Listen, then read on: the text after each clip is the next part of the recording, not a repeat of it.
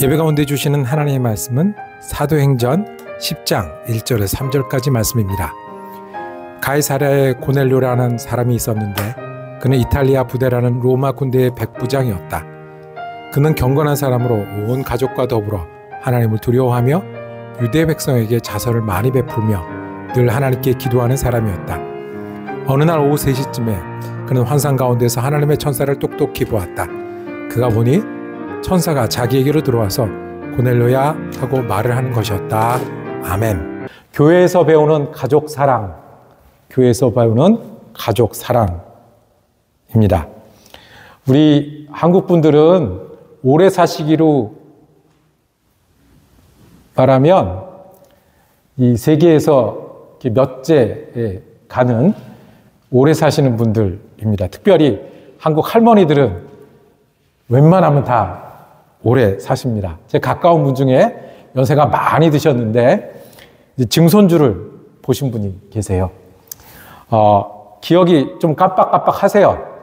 그런데 지나고 보면 이제 90이 넘으시고 그런데 뭐 시시콜콜이 어제 못 먹었는지를 꼭 기억할 필요는 없겠다 그런 생각도 듭니다. 근데 이분이 새로운 기쁨이 생겼어요. 증손주를 만나는 일이에요. 너무 좋다는 거예요. 기르고 가르치는 일은 누가 고생해요? 엄마 아빠가 고생해요. 그 엄마 아빠가 힘들다 그러면 도와주는 건 누가 해요? 할머니, 할아버지가 해요. 그러니까 이 증손주한테 이 큰 할머니는, 증조 할머니는 그저 이뻐만 해주면 되는 거예요. 올 때마다 이뻐해주고 올 때마다 제일 가까이 있으니 아기들은 또 알잖아요. 자기 좋아해주는 사람들을. 그러니까 이 증손주가 큰 할머니만 찾는 거예요. 그러면서 이야기합니다. 내가 자꾸 잊어버리는 게 맞는데 새로 배우는 기쁨이 있다고요. 다른 분이 되셨어요. 더 잘 웃으시고요. 더 너그러워지시고요. 그리고 증손주가 오면 절대 놓칠 수 없던 일일 드라마도 포기하시고 TV 일일 드라마 포기하시고 증손주와 같이 노는 재미가 있어요. 달라지시더라고요. 새로운 일들이 생깁니다. 가족은요, 우리가 그곳에서 끊임없이 배우고 끊임없이 성장하는 그런 곳이에요. 우리가 혹 잘못하기도 하고요. 우리가 부족하기도 해서 갈등도 생기는데 그런데 그러면서도 여전히 끌어안고 서로 배우고 함께 성장하는 그것이 뭐 공간이 됐든 시간이 됐든 관계가 됐든 보이든 보이지 않든 가족은 그런 사람들입니다. 성경은 하나님께서 만들어준 두 가지 기관에 대해서 얘기를 해요. 다른 모든 것들은 사람이 필요해서 만들고 다른 모든 것들은 사람들이 자기 뜻에 따라 순서도 정하고 질서도 만들어요. 그런데 처음부터 하나님께서 우리에게 만들어주신 팀 두 가지. 하나는 교회고 다른 하나는 가족이에요. 그래서 이 가족하고 교회는 계속해서 우리 성경에 등장하고요. 계속해서 우리가 말씀을 들을 때마다 중요한 주제가 됩니다. 둘을 묶어서 좋은 표현이 하나 있어요. 교회를 표현할 때 참 좋은 교회를 어떻게 표현해요? 뭐뭐 같은 교회? 가족 같은 교회라고 얘기를 해요. 가족 같은 교회면 참 좋죠. 일단 친하잖아요. 그죠? 서로 사랑하잖아요.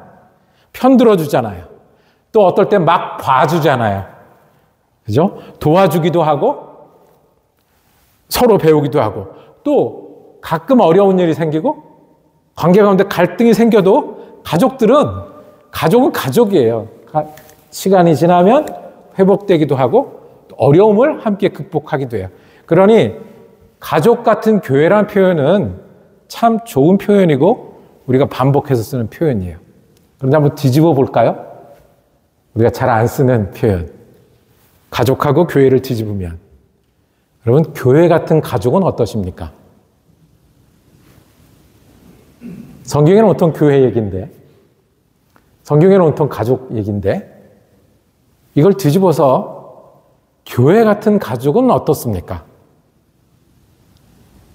에베소서를 묵상하고 있는데 에베소서에는 가족한테 잘해야 된다는 이야기를 반복하시거든요. 그 중에 정말 힘든 말씀이 있어요. 짐스러운 부분이 있어요. 교회가 그리스도께 충성하듯 남편에게, 아내에게 충성하래요.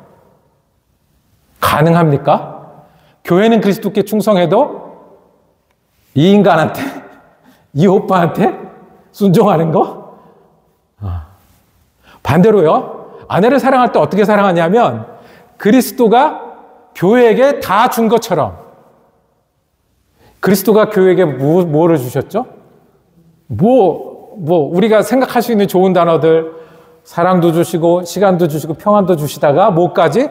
자기 자신까지 다 내어준 것처럼 그렇게 사랑하라고 했어요.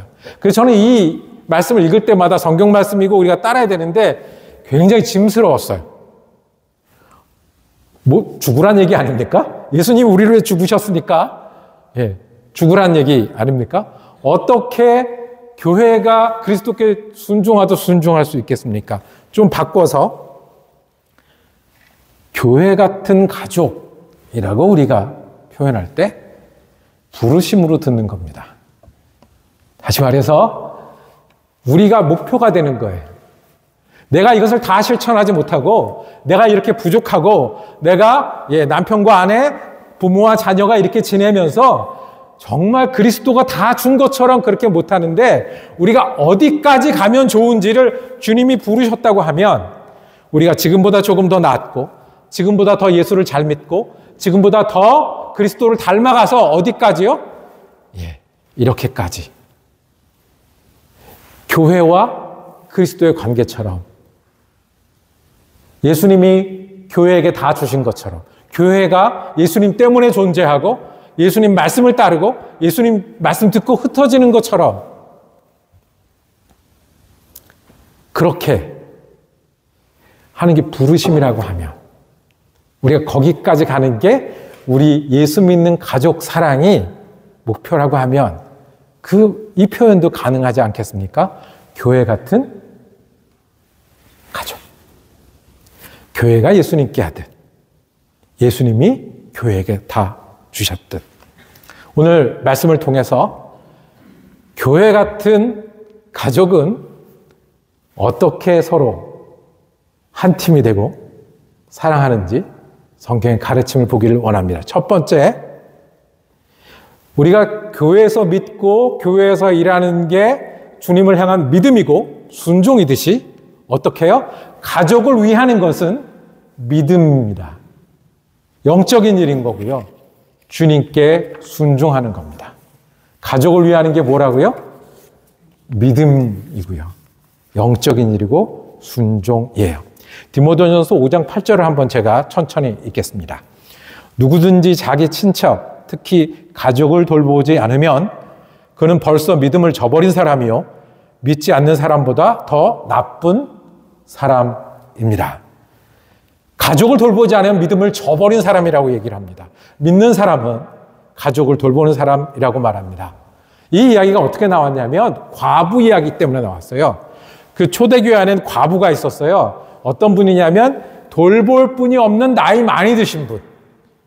그런데 여태까지 믿음을 지키고 교회에서 잘 봉사하시고 그런데 지금은 남들이 도와줘야 되는 분. 그러니까 우리로 말하면 어떤 분이세요? 나이 많이 드신 권사님이나 또 교회 어머니라고 부른 그런 분들이에요. 그런 분들은 교회가 책임을 져야 된다는 거예요. 도와야 된다, 함께 해야 된다. 그렇게 헤아리다 보니 어떤 사람들이 발견되냐면 자녀가 있는 거예요. 친척이 있는 건데 돌보지 않아서 과부랑 같이 앉아 있는 거예요. 아무도 없어서 돌볼 사람이 없어서 교회에서 돌봐주는 그 사람들 가운데 자기 자녀가 있고 친척들이 있어서 그래서 얘기한 거예요. 가족이나 친척을 돌보지 않으면 그는 믿음을 저버린 사람이다. 믿지 않는 사람보다 나쁜 사람이다. 이 말씀을 대입시켜보면 이제 꿰어지는 말씀이 있어요. 십계명에 내 부모를 공경하라 약속 있는 첫 번째 계명이다 말씀하신 것도 알겠어요. 남편과 아내는 그 역할을 다하고 그 다음에 자녀는 주의 교훈으로 양육하라. 다 어떻게 연결되는 말씀이에요? 이것을 하지 않으면 믿음을 저버린 거라는 거예요. 믿지 않는 사람도 하는데 믿는 사람들은 더욱 더 해야 된다는 거예요.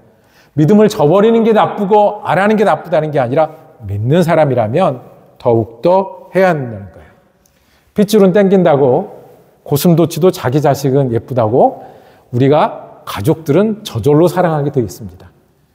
자녀들은 아프고 힘들면 누구를 찾아요? 엄마를 찾아요. 그리고 의지하고 인정받고 싶으면 아버지를 찾고요. 내 삶을 돌이켜서 내가 남는 게 뭐지라고 어른들이 살필 때 자녀들을 헤아려요. 저절로 그래요. 이게 가족이에요. 그래서 서로에게 잘하고 서로를 위해줘요. 그 다음에 가족은요, 우리 삶의 양식을, 삶의 방법을 규정줘요. 가족이 있으면 우리가 가족의 한 사람으로 살아요. 내가 아들로 살아요. 내가 딸로 살아요. 아버지로 살아요. 어머니로 살아요. 그렇게 사는 삶이 우리가 돼요. 그래서 우리 특별히 이민 오신 분들 더 끔찍하잖아요. 왜 이민 오셔서 이렇게 고생하십니까? 그 목적 중에 꼭 뭐가 있어요? 가족이 있어요. 힘든 순간 견디는 이유가 무엇입니까? 그 목적 중에 뭐가 있어요? 가족이 있어요. 이민 와서 돌아가고 그만두고 싶다는 생각을 할 때 누구를 떠올려요? 가족을 떠올려요. 그러니까 가족은 우리가 열심히 일할 이유, 내가 힘쓸 이유, 함께 행복을 나눈 이유도 돼요. 이게 원래 가족들을 위하는 거예요. 그런데 한 가지 더 성경은 얘기합니다. 너희가 믿는 사람이면, 너희가 예수를 따르는 사람이면, 너희가 예수를 닮아가는 사람이면 더욱더 어떻게 해요? 가족을 위하고 사랑하고, 목표는 어디까지? 교회가 예수님께 하듯이 예수님이 교회에게 다 줄 때까지. 우리가 그리스도 제자라고 말하잖아요. 성경 말씀 들으면서 아멘 하잖아요. 예수 더 잘 믿겠다고 모이잖아요. 그래서 어디까지요? 가족을 사랑하는 일은 핏줄이 땡겨서도 하고요. 삶의 양식도 있지만 우리 예수 믿는 사람들은 예수를 믿기 때문에, 그리스도를 닮아가기 때문에 더욱더 가족을 위하고 사랑하고 살아가야 한다라고 말씀합니다. 우리 교회에 경사가 하나 있는데 이 결혼하는 커플이 있습니다. 결혼하는 커플과 함께 성경을 제가 한 달을 보았습니다. 같이 보면서 우리가 중간에 한번 멈췄던 장면이 하나 있어요. 뭐냐면 결혼하는 일은 하나님이 디자인하신다는 거예요. 가족을 이루게 하신 것은 단순히 우리가 좋아서만 하는 게 아니라, 삶의 방식을 정하기 위해서만 하는 게 아니라, 성경에서부터 하나님은 가족을 만들게 하셨고 가족을 통해서 일하시고 가족 가운데 축복을 하신다는 거예요. 여기서 딱 멈췄어요. 가족이 하나님이 디자인하시는 거라고 하면 그 디자인은 어떻게 우리가 이루어져야 되죠? 하나님이 계획하시고 그리고 우리를 부르셔서 인도하시는 길이 있다고 하면, 그러면 우리가 그냥 나 좋고 너 좋고 뭐가 도움이 되고 누구 닮고 성공하고 이것만으로 가족을 하면 안 되는 거잖아요. 우리 가족에게는 어떤 디자인이 있으실까요? 어떤 뜻이 있으실까요? 그러니까 우리가 가족을 사랑하는 것은 핏줄이 땡겨서만이 아니라, 의무여서만 아니라 무엇의 일이에요? 믿음의 일이 되는 거예요. 주님이 원하시는 일이고, 주님이 기뻐하시는 일이고, 주님과 함께 하는 일이고, 주님의 축복의 통로가 되고 영적인 일이 되는 일이에요. 여러분과 제가 오늘 말씀을 들으면서 다시 한번 기억해야 될 내용이 있어요. 가족은 저절로 사랑하기도 하고 내 가족이니까 사랑하기도 하지만, 예수 믿는 사람은 예수 믿기 때문에 더 사랑해야 돼요. 예수 믿기 때문에 더 잘 사랑해야 돼요. 하나님의 디자인이 여기 가운데 있고요. 하나님이 여기 거하시고 일하게 하시니 교회에 모여서 예배하는 게 하나님을 위해서 하는 일이고, 교회에 모여서 선교에 참여하는 게 하나님을 위해서 하는 일이고, 교회에서 서로 돕고 사랑하는 게 믿음의 일인 것처럼, 내가 예수 이름으로 사랑하고 예수 이름으로 자녀를 양육하고 예수 이름으로 부모를 따르는 것이 성경에서 말씀하시는 이것이 없으면 믿음이 없는 것이다. 반대로 이것을 잘하면 믿음의 일을 하는 것이다 라고 말씀하십니다. 저와 여러분 예수를 따르는 사람들이잖아요. 그렇지 않습니까? 따르는 사람들이죠. 그러면 더욱 더 이것이 믿음의 일인 줄 알고 더 사랑하고 더 위해주고 더 끝까지 계속해야 되는 가족 사랑입니다. 두 번째, 교회 같은 가족은 교회를 통해서 우리가 하나님을 배우기도 하고, 그죠? 하나님께 다가가기도 하고, 하나님의 일을 하기도 하고, 하나님께 다가가는 통로가 되듯이 가족도 교회처럼 서로에게 축복의 통로가 되어야 합니다. 무슨 통로요? 축복의 통로여야 돼요. 그래서 야곱과 에서 중에 야곱은 아버지에게 뭘 받기를 원했어요? 축복. 하나님이 계신데 그 축복은 내가 아버지랑 잘 지내서 아버지 통로를 통해서 내가 축복받아야겠다는 생각을 하기 시작했어요.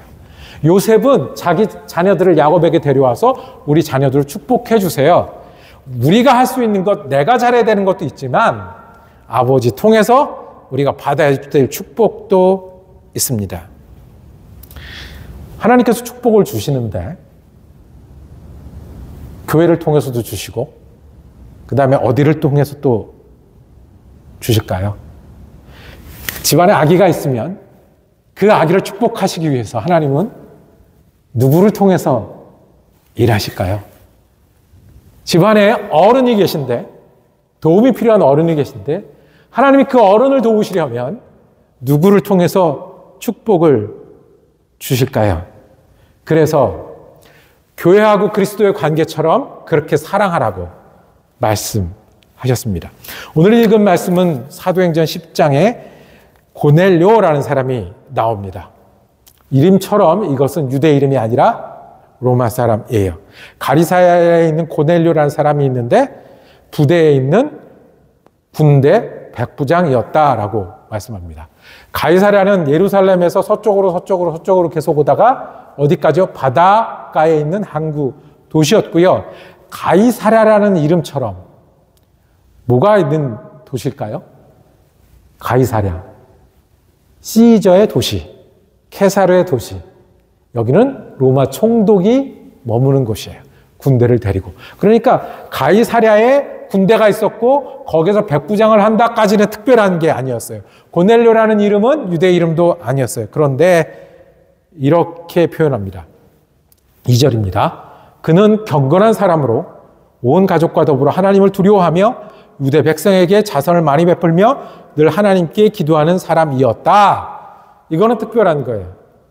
로마 군인이, 그것도 장교가. 장교는 이 로마 사람 중에 로마 사람이고요. 로마의 미래라고 불리는 사람들이 이 초급 장교 아니겠습니까? 그런데 그 사람이 어떤 사람이라고요? 경건한 사람이다. 이 경건하다는 뜻이 무슨 뜻일까요? 도대체 유대인들은 이방인 로마 군인 보고 어떤 사람일 때 경건하다는 표현을 썼을까요? 경건하다는 사람은 그 마음속에 뭐가 있다? 믿음이 있다. 믿음이 있는 사람이 겉으로는 어떻게 드러난다? 유대인이 쓰인 표현 중에 경건하다는 것은 유대교를 믿고 뭐를 잘 지키는 사람인 거예요? 율법을 잘 지키는 사람인 거예요. 그래서 이 사람이 로마 사람이지만, 그것도 로마 군인이지만 이 유대인들이 보기에도 경건한 사람인 거예요. 그런데 오늘 그냥 지나갈 수 없는 단어가 하나 더 있어요. 이 사람이 경건한데 누구와 더불어? 온 가족과 더불어. 이 사람이 경건해서 누구도 같이 경건해졌어요? 온 가족도. 가족 스토리는 안 나와 있습니다. 가족이 얼마나 많은지, 어쩌면 가족 중에 먼저 믿은 사람이 있는지 그건 안 나와 있지만 온 가족이, 그 당시에는 이 가장이 제일 중요한 사람인데 온 가족이 하나님을 두려워하고 자선을 베풀며 늘 하나님께 기도했다고 그랬어요. 자선을 많이 베풀었다는 것은 당시에 믿음이 좋은 유대인들이 하는 일이었습니다. 그 당시에 믿음이 좋은 사람들은 헌금을 하고 헌금을 통해서 누구를 도와요? 예, 회당에서 또는 일하는 사람들이 어려운 사람들을 구제하는 일이거든요. 그러니까 믿음의 귀한 표현이에요. 늘 기도했다라고 했어요. 유대인들은 시간을 정해놓고 기도하죠. 하루 중에. 언제? 그리고 금식하는 날 있죠. 언제는 금식하고 기도하는 거예요. 늘 기도했다는 이야기는 그렇게 되었다라는 거예요. 그러니까 좀 이상한 사람인 거죠. 이 사람은 분명히 로마인 중에 로마인인데 어떤 사람이에요? 율법을 지키고 믿음이 있었던 사람이었어요. 온 가족이 그 때문에 함께 믿음을 가지게 되었고, 온 가족이 그 때문에 함께 자선에 참여하게 되었고, 온 가족이 함께 그 때문에 기도하는 사람이 되었다고 말씀합니다. 지금으로 말하면 어떤 거예요? 아버지가 외국 사람인데 예수를 잘 믿어서 함께 기도하는 사람들이 됐다는 거예요. 아버지가, 어머니가 예수를 잘 믿어서 함께 그 올레이션스 가서 그 이불도 개고 뭐 미랄 가서 밥도 푸고 하는 일에 제일 앞줄에 서 있었다는 거예요. 안 그래도 될 만한 사람인데. 그래서 점령군이었던 로마 군인한테 지어준 평가가 경건하다. 예수를 잘 믿는 게 우리의 복이고요.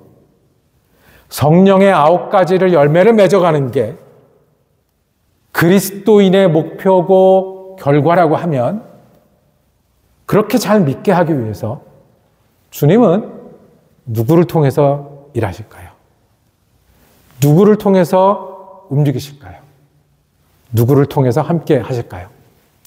우리 너무 잘 아는 심리학적 원리가 하나 있습니다. 자녀는 부모를 닮는다는 겁니다. 그래서 병이 있으면 누구한테 제일 먼저 물어봐요?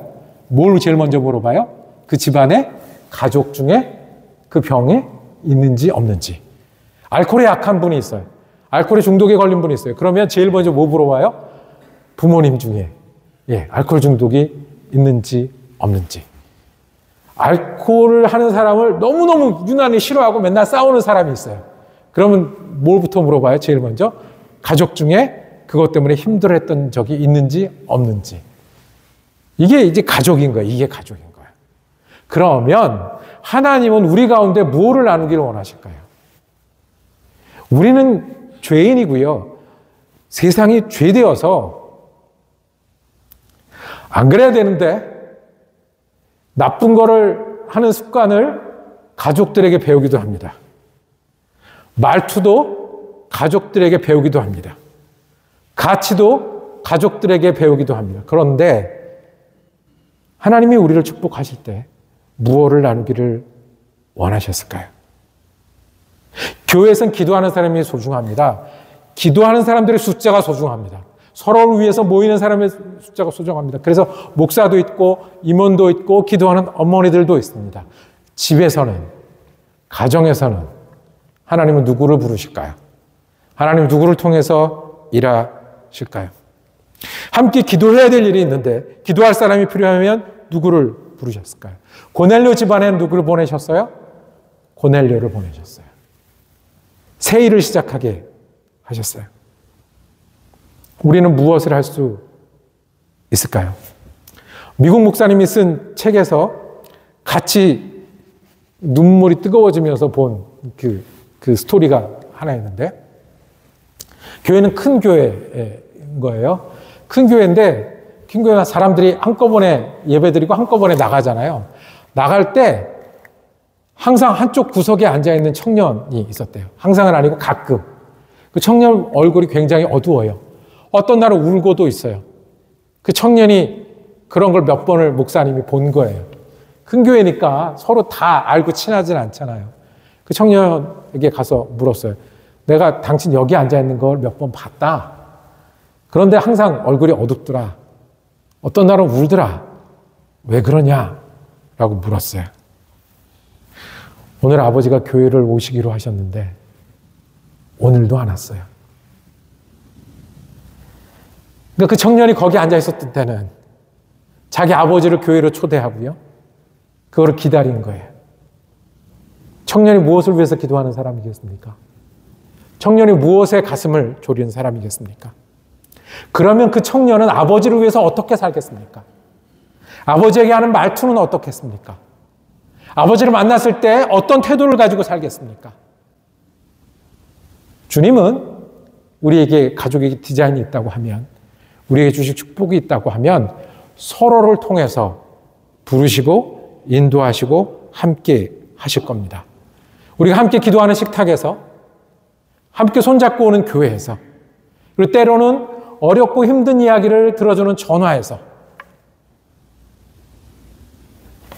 요새 텍스트에서, 하트 심어서 보여주는 텍스트에서 주님은 격려하고 싶은 사람, 위로하고 싶을 때 가족들을 부르셔서 함께 하실 겁니다. 교회에서 말씀 듣고 교회에서 배우고 교회에서 일하는 것처럼 가족은 사랑하게 하셔서 축복의 통로가 되게 하셨습니다. 마지막으로 가족은 교회에서 하는 것처럼 서로 믿음을 배우고 가르쳐야 합니다. 무엇이요? 믿음을 배우고 가르쳐야 합니다. 지금 고넬료가 그 다음 이야기를 이어지면요, 고넬료가 기도하는 가운데 환상을 봤어요. 환상을 봐서 누구를 만나냐면 베드로를 만나요. 베드로가 와서 온 집안이 다 함께 성령 충만을 받게 돼요. 고넬료가 집합을 걸죠. 그래서 그 가족들이 다 모이고 친구들이 다 모여요. 이게 어떤 사건인지 아십니까? 베드로가 이때 회개하고 돌이킵니다. 예수님의 성령님은 누구에게도 오신다? 이방인에게도 오신다. 그러니까 사도들에게 얘기합니다. 야, 이방인들도 예수 믿더라. 이방인들도 성령의 역사가 일어나더라. 그래서 그때부터 사도들이 어떻게 하기 시작해요? 이방인들에게 복음을 전하기 시작을 해요. 그전에는 예수님은, 이방인들을 위한 예수님은 아니셨어요. 고넬료 사건으로부터 한 집을 통해서 그 일들이 변했어요. 환상을 보란 얘기입니까?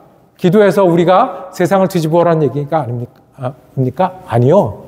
우리는요, 믿음을 나누려고, 가족 가운데 믿음을 나누려고 하면 아이들을 통해서도 예수님의 음성을 듣고요, 부모도 날마다 새로워질 수 있어요.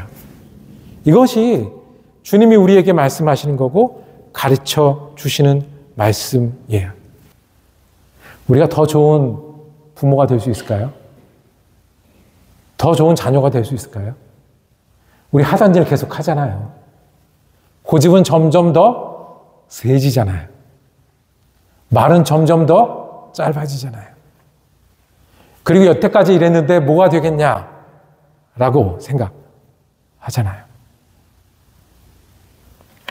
교회가 포기하지 않는 게 있잖아요. 교회는 믿음으로 변화될 수 있다는 걸 포기하지 않잖아요. 잘 안 되더라도. 우리가 서로 믿음을 가르치고 배워야 돼요. 그럴 때 우리는 더 좋은 사람도 되고요, 더 좋은 그리스도인도 되고요, 더 좋은 부모도 되고요, 더 좋은 자녀가 될 수 있어요. 우리 나이가 어떻든, 우리의 신앙의 연륜이 어떻든 간에 교회에서 그렇게 하듯이 우리가 할 수 있지 않겠습니까? 말씀을 정리하도록 하겠습니다. 하나님은 디자인이 있으시대요. 교회의 디자인이 있으셨어요. 그래서 교회는 그리스도께 충성하게 하셨고, 그리스도는 교회를 위해서 다 주게 하셨어요. 우리 가족들에게는 어떤 디자인이 있겠습니까? 지난 5월 한 달 동안 우리는 가족에 관한 말씀을 계속 반복하고 있습니다. 기도하자고 했습니다. 자녀들은 믿음으로 자라게 해달라고 기도하고, 부모님들을 위해서는 끝까지 사명, 끝까지 영혼을 바라보고 소망을 가지게 해달라고 기도하자고 했습니다. 세례, 그 다음에 약속 있는, 어머니날에는 약속 있는 첫 계명이니 진심으로 어머니를 위하고 사랑해야 된다고 그렇게 말씀 나눴습니다.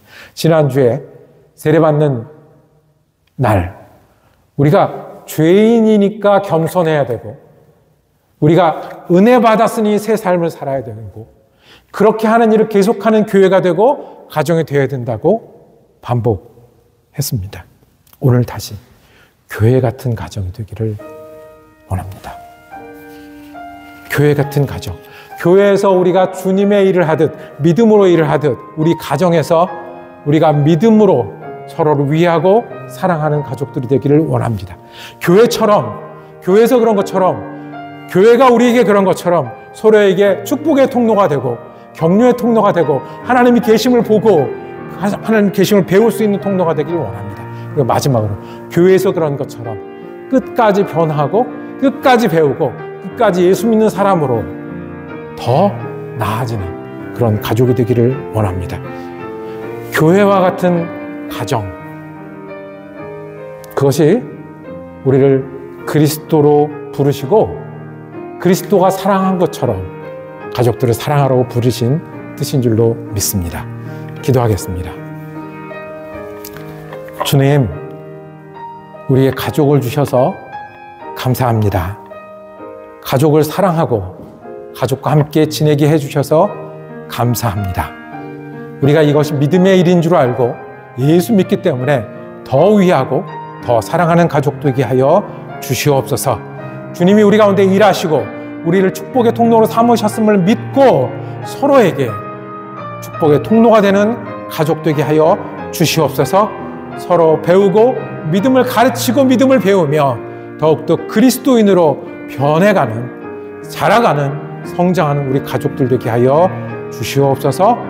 우리 예수 그리스도 이름으로 기도드립니다. 아멘.